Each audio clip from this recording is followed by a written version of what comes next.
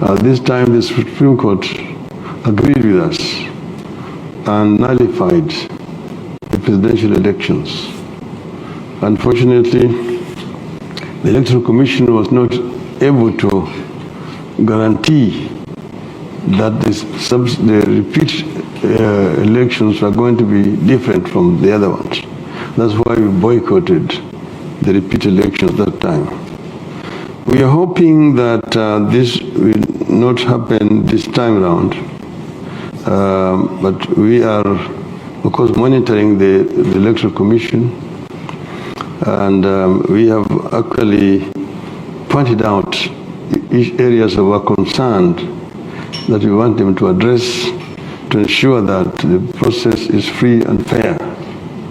And we have actually said that if this is free and fair, and we win or we lose fairly, we will accept the result either way, so long as it's free and fair. Then Moses is talking about that the handshake basically destroyed the opposition. I just want it to be understood properly that the handshake came as a result of the crisis that was in the country at that time. The Supreme Court had nullified the elections. We had demanded that the playing field be leveled before we participated. That was not done. In the end, and the turnout was, because then they went on to now swear the president and so on, which angered our people. We called for boycotts of certain products in the country. We also called for positive action, that is demonstrations, peaceful demonstrations, which were taking place on a weekly basis. This, of course, was causing clashes between our supporters and the police, and a lot of lives were being lost.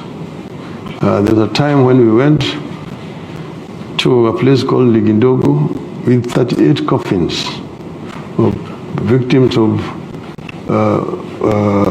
bullet shots by the police.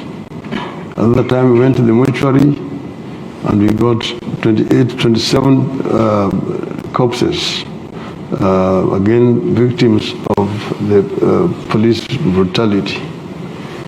Quite a number of our people are in hospitals, in different hospitals in the country with bullet wounds. So it was causing a lot of losses of lives, pain, and also to the economy, because the demonstrations are basically disrupting the business. Now some of our people have said we basically declare our sovereignty and run our affairs. In the midst of this, because people, we had accessed the real results of the elections, we did the swearing in. And so now you are the president and the people's president. And our people said, let us now take all the portraits of President Kenyatta in all the public buildings, in our strongholds, keep them somewhere, touch them, and declare our sovereignty and begin to collect taxes and run our affairs. On the other hand, the supporters of Mr. Kenyatta went and told him what Mr. Odinga has done is treason. Let's arrest him, charge him with treason, take him to committee and hang him so that peace comes back to the country. Both ways, Mr. Kenyatta refused and I also refused. It is under those circumstances that we agreed to meet and to dialogue. And it took a very long time until we basically agreed that Kenya was bigger and more important to both of us. And we agreed that we would work together to ensure that never again will Kenyans go to the ballot and we end up with violence like has been the case before. that will ensure that the elections are free and fair. And we agreed to shake hands and came up with a memorandum of understanding that was aimed at creating the enabling environment. That is what eventually resulted in what was called the Building Bridges Initiative in our country. So opposition did not collapse, to answer you. We did not go into government, unlike the propaganda being spread by our detractors. We remained very much in opposition. Our party in parliament was doing what is done in this country, what we call Her Majesty's loyal opposition, where you do not just propose for the sake of proposing, but propose and also offer a constructive alternative as to what you're opposing. This is what has been happening in Kenya. There have been fallacious theories that, oh, you've got opposition in government and government in opposition. Nothing could be further from the truth, because that so-called government in opposition is living in officialdom.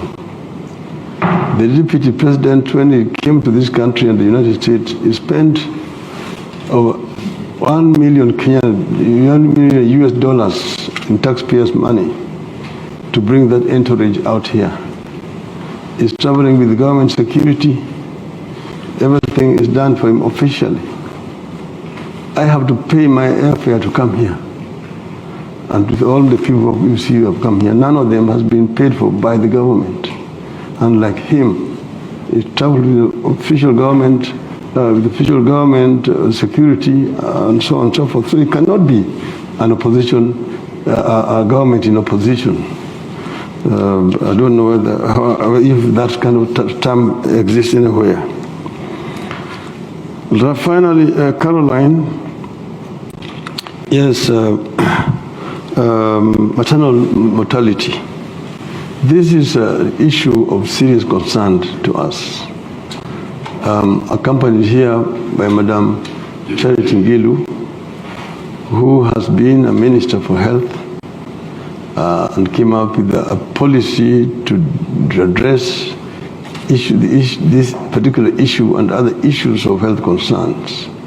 That we have said that we are going to improve healthcare generally in the country by ensuring that the facilities are available and closer to the people, and that they are brought up to real international standards, so that you have got facilities which are manned by qualified staff, and the equipment and everything else is available in those centers. So this will help to minimize maternal mortality in the country. The antenatal care and so all this will be provided for through this kind of scheme. And you talked about the safe abortion. As you know, that this was a very contentious issue during the debate of our new constitution. But our constitution had provided that in cases where the life of the mother is threatened, then the doctors are actually entitled and allowed to terminate the pregnancy. And just like general maternal mortality rate, this will be done as in the centers that we are intending to provide or close